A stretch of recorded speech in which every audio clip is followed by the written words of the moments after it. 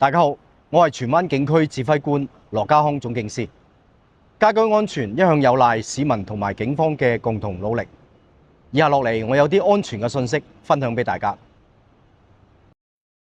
一、鎖好門窗，外出前或每晚就寢前，請檢查並確保所有門窗均已妥善鎖上。